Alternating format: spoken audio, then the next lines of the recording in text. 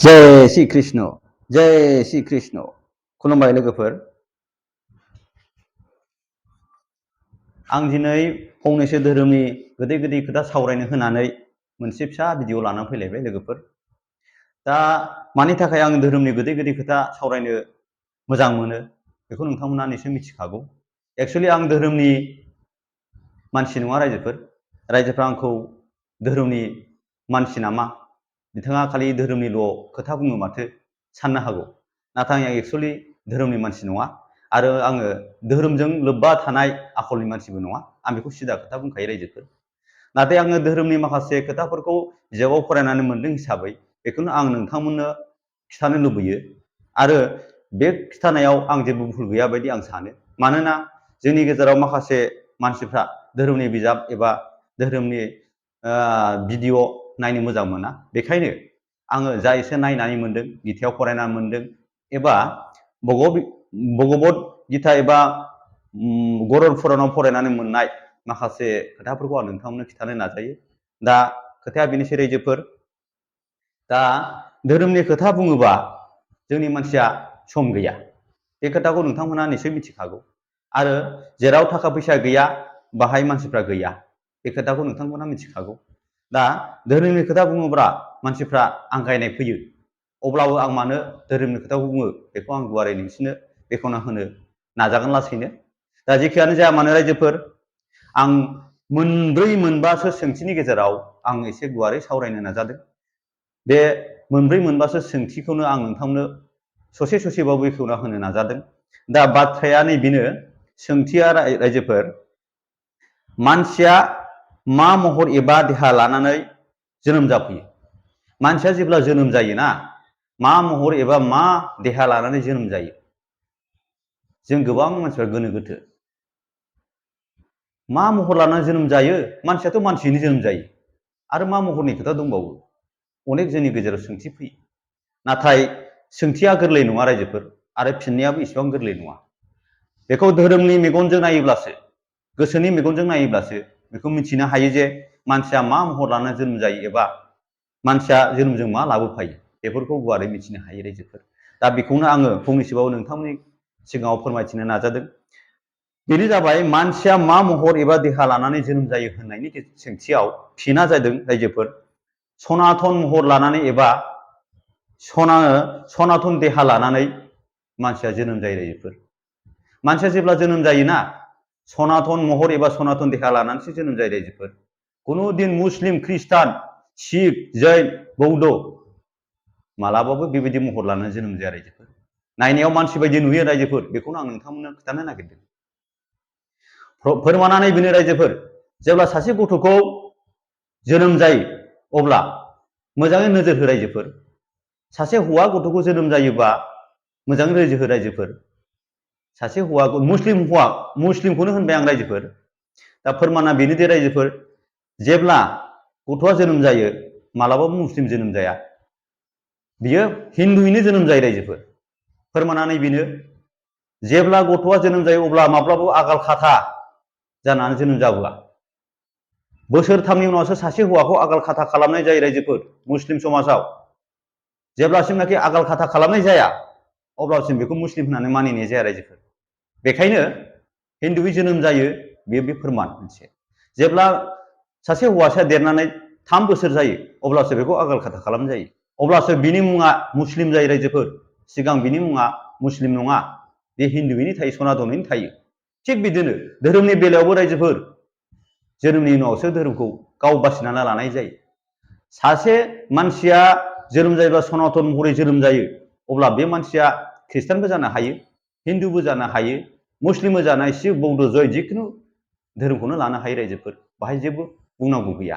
नाथाय जोनोमा जायो होनना बुङोबा शिव सनातन महरैनो जोनोम जायो रायजोफोर, खिन्थु धोरोमखौ लाबोफायो आं बेखौ बुंनो नागिराखै रायजोफोर। बेखौ जोनोमनि उनावसो सोलोङो एबा लायो। जेब्ला मानसिया जोनोम जायो बेनि उनाव आगाल खाथा खालामनानैसो मुस्लिम खालामो, बेनि उनाव ख्रिस्टान लायो, ख्रिस्टान जायो, बेनि उनाव शिख, बौद्ध, जैन धोरोम लायो, बेनिफ्राय शिख बौद्धनि मानसि जायो, धोरोमनि मानसि जायो। नाथाय मानसिया दि हिन्दु हिसाबैनो जोनोम जायो, बेखौ आं नोंथांमोननो दिनै फोरमायनो नाजाबाय रायजोफोर। बाथ्राया बेनो रायजोफोर, नाथाय मानसिफ्रा सानो माब्रैहायलाय मानसि खृष्टाननि फिसायालाय मारैथो हिन्दु जानो, मुस्लिमनि फिसायालाय बोरैथो हिन्दु जानो? मोजां नोजोर होनाय रायजोफोर, मोजां सोंना नायनायसै। जेब्लानाखि जोनोम जाखांनानै उनाव मानसिया देरो लावो हाबा जायो जुलि जायो अब्लासो बेखौ बाप्तिस्मा खालामनानै खृष्टान खालामनाय जायो रायजोफोर। नाथाय बाप्तिस्मा लायैनि सिगां मालाबाबो खृष्टान होननानै खृष्टानफ्रा गनायनानै लाया रायजोफोर, बे हिन्दुयैनो थायो। अब्ला बे फोरमाना बेनो रायजोफोर, जेब्लासिमनाखि बे मानसिखौ बाप्तिस्मा समाय लाहोआ अब्लासिमनाखि बियो माब्लाबाबो खृष्टान नङा। बेखौ नंगौना नङा नोंथांमोनानो साननानै नाय। बेखौ मालाबाबो खृष्टान होननानै गनायना लानाय नङा। अब्ला नायदो रायजोफोर, जोनोमाव गासिबो हिन्दुयैनो जोनोम जायो, शिब सनातननि जोनोम जायो। बिनि उनावसो खृष्टान जा हिन्दु, खृष्टान जा सिख जा जैन बौद्ध जिखि धोरोमानो जाया मानो गावबा गावनि नेमखान्थिजों गावबा गावखौ खालामना लायो रायजोफोर, बेनो फोरमान। दा सोंथिया बेनो रायजोफोर, मानसिया जोनोमजों मा लाबोफायो बा मा जोनोमजों जोनोमाव मा महर लानानै जोनोम जायो होननाय सोंथिया बेनो जे रायजोफोर, शिब सनातन महर लानानैसो देहा लानानैसो मानसिया जोनोम जायो। बेनि सोंथिया बेनो रायजोफोर। आरो नैथि सोंथिया जाहैबाय रायजोफोर, मानसिनि देहाखौ सोर दैदेनो? जे मानसिनि देहा बेखौ सोर दैदेनो? बेनि सोंथिया मा रायजोफोर? बेनि सोंथिनि फिननाया मा? मानसिनि देहाखौ सोर दैदेनो होननायनि सोंनायनि फिननाया मा रायजोफोर? गोबां गोनो गोथो जायोना। मानसिनि देहाखौलाय सोर दैदेनो? मानसिनि मेगन आखाइ आथिङानो दैदेनो होनबा? नाथाय बे नङा रायजोफोर। मानसिनि देहायाव गोबां पार्ट दङ, गोबां बाहाग दङ। बेखौ धोरोम बिजाबावसो मोनो रायजोफोर। मानसिनि देहाखौ दैदेनग्रा जाहैबाय मालिक एबा गोरों मोनसे अंगआनो जाहैबाय गोसो रायजोफोर, गोसो। बिनि फिननाया जादों गोसो। मानसिनि देहाखौ दैदेनो गोसो। मानसिनि जिउआबो दैदेना, मानसिनि मेगनाबो दैदेना, मानसिनि आखाइ आथिङाबो मानसिखौ दैदेना, गोसोआसो दैदेनो। नों सानो आं उमुगाव थांगोन, गोसोआसो सानो नङा होमबा? आथिङाथ' साना, मेगनाथ' साना। दा गोसोआनो दैदेनो मानसिखौ। दा मानसिनि देहाखौ दैदेनग्रा, सुत्रु मित्रु गासिबो खालामग्रा, बिफद आफद गासिबो सौग्राव मुग्राव खालामग्रा, देरहानाय जेननाय, दुखु दाहा लोगो मोनहोग्रा गासिबो खामानिखौ गोसोआनो मावो रायजोफोर। होमबालाय जिउआलाय माथो खालामो रायजोफोर? जिउआ देहानि मोनसे सुवामिसो, बिगुमाल'। देहानि मोनसे बिगुमासो जिउआ। बियो खुनु दिन दैदेना, मानसिखौ बे दैदेना रायजोफोर। मानसिखौ बे दैदेनग्राया जिउ नङा रायजोफोर। मानसिया सानो जिउ गैयाबालाय बोरैथो दैदेनो, बोरैथो थाबायो, बोरैथो जायो लोङो। बे नङा। खालि जिउआ मानसिनि देहानि सुवामि, माने बिगुमाल'। बिगुमाल' बियो, दैदेनग्राया खिन्थु बे नङा। दैदेनग्राया जाहैबाय गोसोआसो दैदेनो। लब जानाय, रागा जोंनाय गासिबो गोसोआनो मावजोबो। बेखौ भगवद गीतायाव श्री कृष्णआ बुंदों रायजोफोर। भगवद गीतायाव श्री कृष्णआ बुंदों। अब्ला सिन्था खालामना नायदो, मानसिया गावनि देहानि सोमोन्दैनो, जोंनि मानसिया गासिबो गियानखौ गैजोबा, नाथाय भगवद गीतायाव बे गासिबो लिरनाय दं रायजोफोर। बिनि फिननाया बेनो रायजोफोर, मानसिनि देहाखौ सोर दैदेनो होननायनि सोंनायनि फिननाया जादों गोसोआ दैदेनो रायजोफोर, गोसोआ दैदेनो। आरो थामथि सोंथिया बेनो रायजोफोर, धोरोमखौ सुबुङा माब्ला मोनो? धोरोमखौ सुबुङा माब्ला मोनो? धोरोमखौ सुबुङा माब्ला मोनो होनोबा जोनोमनि उनाव मोनो रायजोफोर। जोनोमनि उनाव धोरोमखौ सुबुङा मोनो, सिगां मोना रायजोफोर, सिगां मोना। दा सोंनायनि फिननाया बेनो रायजोफोर। आरो ब्रैथिया जाहैबाय, मानसिया थैबा माखौ लोगोसे मोनलांफायो? मानसिया थैबा माखौ लोगोसे मोनलांफायो? जोंथ' अनेक बुस्थु हरो मानसि थैबा, गानग्रा जोमग्रा, माइरं दैरं, थाखा फैसाबो हरो। बिनि गासिबो बाहायग्रा आइजेंफोरखौ जों हरजोबो। नाथाय धोरोम बिजाबाव बे लिरनाय गैया रायजोफोर। धोरोम बिजाबाव बे लिरनाय गैया जे जों हरनाय बुस्थुखौ बे मोनलाङो, बे नङा रायजोफोर। मानसिया थैबा मोननै बुस्थुल' मोनलाङो रायजोफोर, मोननै बुस्थुनि सायावल' हिसाब जायो रायजोफोर। मा बेलाय?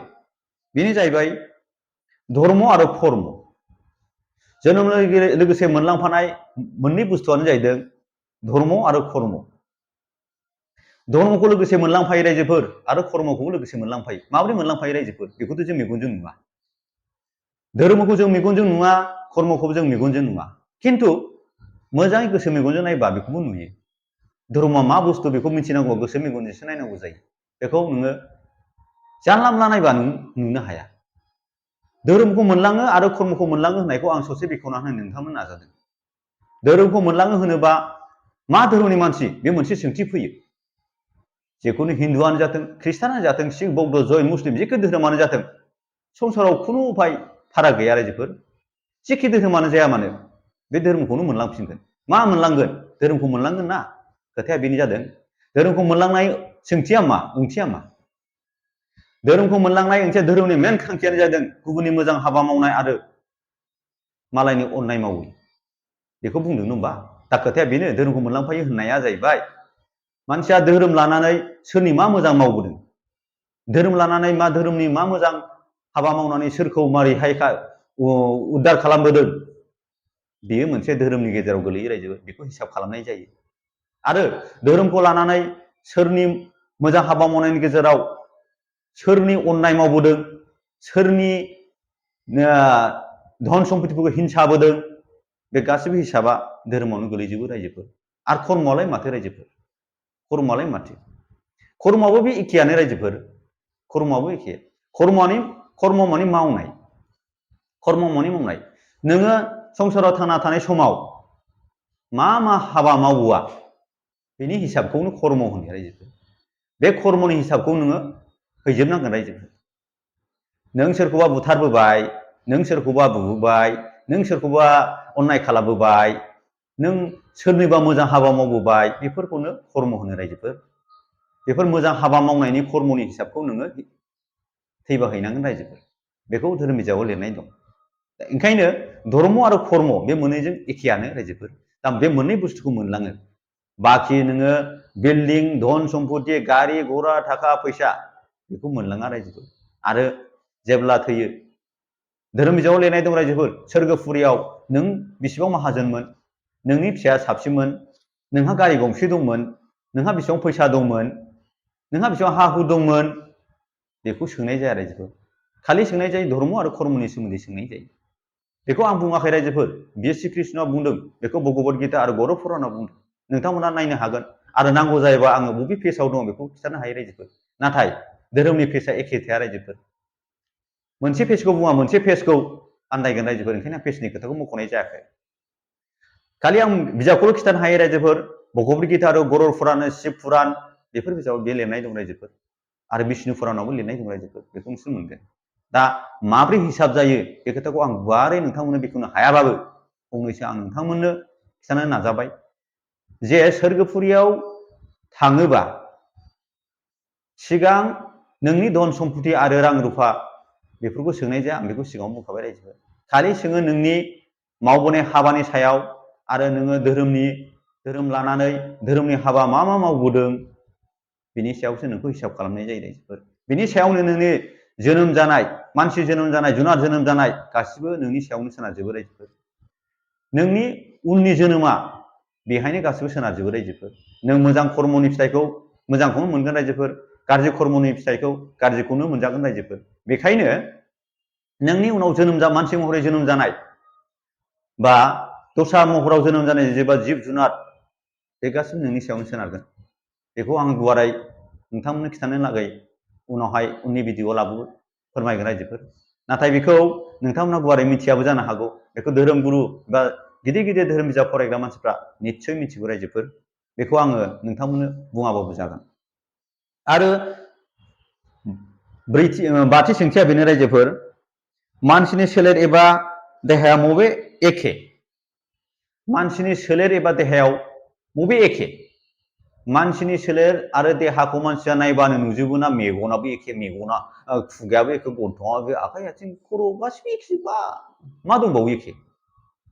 खिन्थु मोनसेबो एखे नङा रायजोफोर। मोनसेबो एखे नङा। मानसिनि देहायाव मोनसेल' एखे दङ। बे खोथाखौनो आं नोंथांमोननो खिन्थानो नागिरदों। मानसिनि देहायाव नायनायाव गासिबो एखे। आखाइ नालाय आखाइ। आखाइया गिदिर गोलाव सोरनोबा गुसुं थायो रायजोफोर, मेगनाबो सोरनाबा फिसा गिदिर बेरग' माबा माबि हेन थेन मोसेर थायो रायजोफोर, गन्थङाबो सोरनाबा नाब्ला सोरनाबा गोलाव थायो रायजोफोर, मालाबाबो एखे नङा। खोमायाबो सोरनाबा गावराव थायो, सोरनाबा दाब्ले थायो, सोरनाबा अनेक रोखोमनि थायो खोमायाबो। आरो आथिङाबो बिदिनो रायजोफोर, खर'फ्राव बिदिनो गिदिर उन्दै थायो, मानसिनि देहायाबो गिदिर उन्दै थायो। मानसिया मालाबाबो एखे नङा रायजोफोर। आरो मानसिनि गुनाबो मालाबाबो एखे नङा। मानसिनि गुनाबो मालाबाबो एखे नङा। टटेलि मानसियानो एखे नंखाया रायजोफोर। बेनि फोरमाना बेनो रायजोफोर, मानसिखौ एखे होननानै मानसिफ्रा बुंनो नागिरो।